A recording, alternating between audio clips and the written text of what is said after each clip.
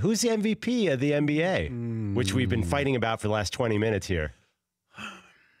I think LeBron is the most valuable player, but I'm also going to hold it against him what happened with this roster this year. Because they brought in some talent. I don't know if he really got them acclimated into the offense, into the team. This next, this youth movement that came in is helping them. But as great as LeBron has been with doing it all this year and playing in every game this year and putting up better numbers than he has in recent memory, I think he's had a better season than James Harden. Harden's team has been great, the best team in the NBA. And usually if you have the best record, you're on the best team, and you're the best player on that team, you're going to win the MVP. But the greatness of LeBron, I have to hold him accountable for being a leader or not being a leader, and some of the things that have happened with this team this year. But if you look at the injuries they've had, Isaiah Thomas, when he finally played for them, but I don't know if he was ever welcomed in that lineup. Kevin Love has been out with injuries. Tristan Thomas has mailed it in.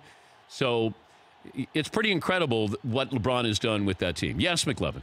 The argument came down to if you pulled James Harden off the Rockets or if you pulled LeBron off the Cavs, which would have made a bigger win difference. Now, I know the Cavs would be terrible without LeBron, but aren't the Rockets really James Harden and the Hardenettes a little bit?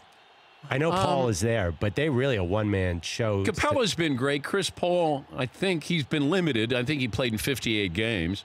But does that team scare you without Harden? I mean, it's very Harden-oriented. Does Cleveland scare you without LeBron? No, they're terrible too, but I feel like Harden about a month ago was the easy choice. If I said to LeBron, you could be on the Cavs or be on the Rockets. Well, the Cavs have Kevin Love, healthy Cavs. No, but if he could be on the Rockets, and if James Harden went to the Cavs and LeBron went to the Rockets? The Rockets do not strike me as a particularly talented roster. No, they never have. I think they have the pieces. So I think it's the sum of the parts. It's not the individuals per se, although Harden and Chris Paul are great individuals. But I do think the system with Mike D'Antoni, and that's why everybody wants to see what happens in the postseason. Mike D'Antoni said, why shouldn't we be celebrating?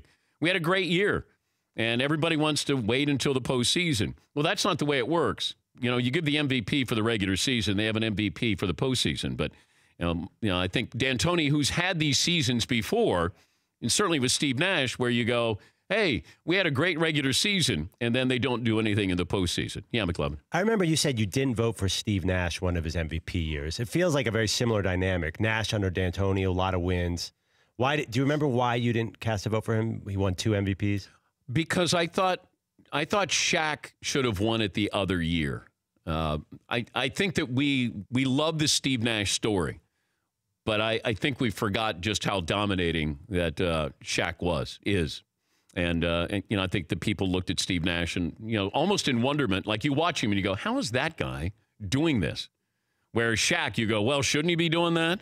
For more Dan Patrick Show, tune to Audience Channel 239 on DirecTV or download the Dan Patrick Show app.